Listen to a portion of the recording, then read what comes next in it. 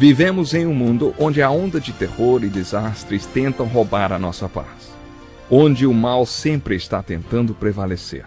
Mas vemos pela palavra de Deus desde o Antigo Testamento que o cuidado de Deus para com aqueles que o temem e o buscam é muito real e permanente. Fique atento a mais um programa Encontro com a Palavra.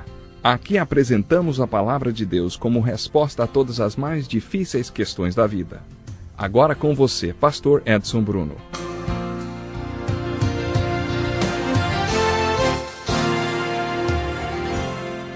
Quando você orar, vá para seu quarto, feche a porta e ore a seu pai que está em secreto. Então o seu pai que vem em secreto o recompensará. E quando orarem, não fiquem sempre repetindo a mesma coisa como fazem os pagãos. Eles pensam que por muito falarem serão ouvidos. Não sejam iguais a eles, porque o seu pai sabe do que vocês precisam antes mesmo de o pedirem. Vocês orem assim: Pai nosso que estás nos céus, santificado seja o teu nome. Venha o teu reino, seja feita a tua vontade, assim na terra como no céu. Dá-nos hoje o pão de cada dia. Perdoa as nossas dívidas assim como perdoamos aos nossos devedores. E não nos deixe cair em tentação, mas livra-nos do mal. Porque teu é o reino, o poder e a glória para sempre. Amém. A primeira disciplina vertical citada por Jesus no topo da montanha é a disciplina de dar. Nós a vimos no programa passado. A segunda é a da oração. Você tem de saber orar. Não há como ser parte da solução de Cristo para os problemas de toda aquela gente lá no sopé da montanha se não soubermos orar. Você não consegue nem resolver os seus próprios problemas se não souber orar. Para ser um discípulo de Jesus Cristo é necessário saber orar. Tem gente que não sabe orar. Os discípulos pediram a Jesus que os ensinasse. Tem gente que nem vai a reuniões de oração porque na verdade diz que não sabe orar e que poderia ficar constrangido. No primeiro retiro espiritual realizado por Jesus, ele ensinou o povo a orar. E quando Jesus ensinou essa disciplina, quando Jesus ensinou a disciplina da oração, ele falou a mesma coisa quando ensinou sobre o dar e sobre o jejuar. Jesus ensinou que dar, orar e jejuar são disciplinas espirituais, praticadas verticalmente e não horizontalmente. Eu explico. Quando você ora para Deus. Você não conversa com pessoas, mas com Deus. Portanto, sua oração é vertical. Uma vez ouvi uma senhora orando assim, Senhor, tu sabes como está escrito em Romanos 6:23 e em João 3:16. Depois da oração, o pastor lhe disse: será que Deus sabe todas as referências da Bíblia? Ela respondeu: claro que ele sabe, mas quem não sabe são os outros. Com quem você fala quando ora?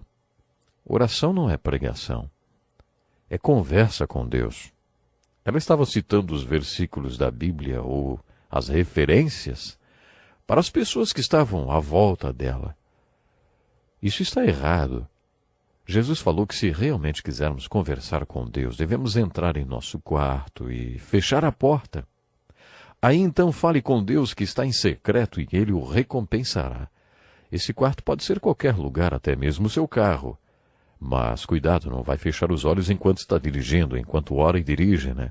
O importante é saber que você está num lugar onde só Deus o ouve, onde você não vai ficar falando palavras para impressionar ninguém. Você não tem ninguém mais para impressionar além de Deus. Depois que Jesus nos ensinou que a oração é uma atitude vertical, Ele nos ensinou a orar a oração que chamamos de oração do Pai Nosso. Ele disse: quando você orar, ore assim, assim e assim. Os antigos rabinos costumavam dar uma lista de pedidos de oração para que as pessoas soubessem o que orar. Bastava seguir aquela lista e pronto. Jesus também fez uma coisa parecida. Você vai entender melhor o que estamos falando. Nessa oração do Pai Nosso, há uma lista de 7 pedidos. 3 desses pedidos são providenciais e 4 são pedidos pessoais. Jesus nos manda começar dizendo: Pai Nosso. O Velho Testamento afirma que o Senhor é o meu pastor. E o Novo Testamento diz que Deus é nosso Pai. Nos 2 casos, Deus é pessoal. Jesus nos mandou falar com Deus como falaríamos com nosso Pai. No livro de Gálatas aprendemos que quando nosso coração está perto de Deus, chamamos por ele como um Abba Pai, que significa meu paizinho. Tanto Paulo como Jesus nos ensinam a orar como filhos. Jesus nos ensinou a orar ao Deus Pai. Depois dessa introdução, a oração deve possuir 3 pedidos providenciais: seu nome, seu reino e sua vontade. Pai nosso que estás no céu, santificado seja o teu nome. O nome de Deus é a essência do que Ele é. Por isso, nessa oração estamos dizendo o seguinte: Senhor, quero viver de uma maneira que o Senhor seja revelado através do meu modo de vida, que através das minhas atitudes as pessoas o conheçam e o santifiquem e o reverenciem. Depois venha o teu reino. Isso quer dizer, Pai, não estou construindo meu próprio reino, quero que o seu reino venha e quero que as pessoas conheçam a essência do que o Senhor é e o façam o rei de suas vidas. Jesus parafraseou esse segundo pedido providencial com o segundo pedido: seja feita a tua vontade assim na terra como no céu. Com isso, estamos dizendo, somos apenas vasos terrenos e eu quero, Pai, que através do modo como vivo, sua vontade seja manifestada e feita nesse vaso que sou, da mesma forma que é feita no céu. Dessa forma estamos orando. Deus em primeiro lugar, Deus em primeiro lugar e Deus em primeiro lugar. Como você pode perceber, essa oração não tem nada a ver com aproximar-se de Deus, com uma lista de compras que você vai recitando para Ele. Você começa a oração dizendo, Senhor, o que é importante para o Senhor é importante para mim. Uma vez estabelecida essa prioridade, você começa a fazer seus pedidos pessoais. Dá-nos hoje o nosso pão. O que significa orar dá-nos? Você pede pão que simboliza nossas necessidades. O pão que você precisa é apenas para a sua necessidade de hoje. Dá-nos hoje o pão. Isso quer dizer, um dia de cada vez. O próximo pedido da oração do Pai Nosso é: perdoa as nossas dívidas. Na maioria das vezes não mostramos para as pessoas o nome de Deus. Deixamos evidente nosso modo de vida e não o reino de Deus. Sua vontade não é manifestada em nós, nem através de nós, como o é no céu. Por isso temos que orar. Perdoa-nos, Senhor. Uma vez ouvi um pastor dizer que há 8 palavras que principalmente os homens não dizem e que podem salvar um casamento. E a falta delas pode fazer com que o casamento acabe em divórcio. Eu estava errado, desculpe-me. E uma pergunta, você me perdoa? Prestaram atenção? Essas palavras são importantes. E os homens, muitas vezes, não conseguem dizer, não dizem. Vou repetir, as palavras são, eu estava errado, desculpe-me. Ou então uma perguntinha, você me perdoa? É impressionante. Isso se aplica às mulheres também, mas é pior entre os homens. Como eles têm dificuldade de usar essas palavras. Se eu perguntar para um grupo de homens se eles acreditam em perfeição, eles vão me dizer não. Então, por que eles nunca dizem, eu estava errado, você me desculpa, me perdoa? Sabe por quê? Porque eles são machos, né? Algumas mulheres, por outro lado, nunca perdoam e nem pedem perdão também, claro. Nessa oração, Jesus ensina aos seus discípulos, se você não perdoar, você não será perdoado. Na oração do Pai Nosso e numa parábola sobre perdão, que Jesus vai ensinar mais à frente, ele diz que você vai receber perdão na mesma medida que perdoa outras pessoas. Quem você pensa que é para não perdoar ninguém, se já recebeu tanto perdão?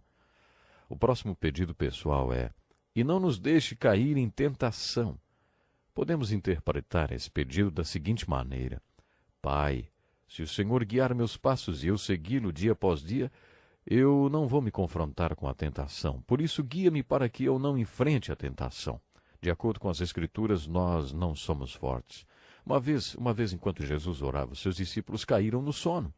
Jesus os acordou e disse que eles deveriam ter ficado orando para não caírem em tentação. Se você soubesse como a tentação é forte, passaria a noite orando para não cair nela. Segundo as Escrituras, não sobreveio a vocês tentação que não fosse comum aos homens. E Deus é fiel. Ele não permitirá que vocês sejam tentados além do que possam suportar. Mas quando forem tentados, ele mesmo lhes providenciará um escape para que a possam suportar. Quando eu era um pastor jovem, um adolescente me perguntou o que deveria fazer para não cair em tentação quando estivesse enroscado com sua namorada dentro do cinema. Eu respondi: ora, siga o conselho da Bíblia e fuja. Nós não somos fortes e a Bíblia nos ensina que devemos fugir das situações de tentação, por isso ore a Deus todos os dias. Senhor, não quero ser tentado, por isso guia-me, para que eu passe longe da tentação. Esse é o motivo para o terceiro pedido pessoal. Não nos deixe cair em tentação. Ora, interessante, o rapaz veio perguntar como não cair em tentação. Mas ele estava lá, dentro do cinema, com a namorada, só. Estava buscando a tentação, estava chamando a tentação, e estava com vontade de cair nela. A melhor coisa a fazer é fugir, e o conselho da Bíblia é exatamente esse. O outro pedido pessoal é livra-nos do mal. Esse é o quarto pedido. Quando falamos do mal, estamos nos referindo ao diabo mesmo. Nosso pedido deve ser que Deus nos livre do poder de Satanás. Então, repassando, vamos lá. Os pedidos pessoais são: dá-nos, perdoa-nos, não nos deixe cair e livra-nos. Acho que eu só aprendi o que significa teu é o reino quando pude dizer sobre um trabalho que eu havia começado havia 23 anos. Toma, Senhor, é teu, nunca me pertenceu. O poder veio todo de ti, a glória é toda tua e o resultado te pertence. A maioria das lições bíblicas que aprendemos por experiência própria. Bom, vamos ficando por aqui, até o próximo programa.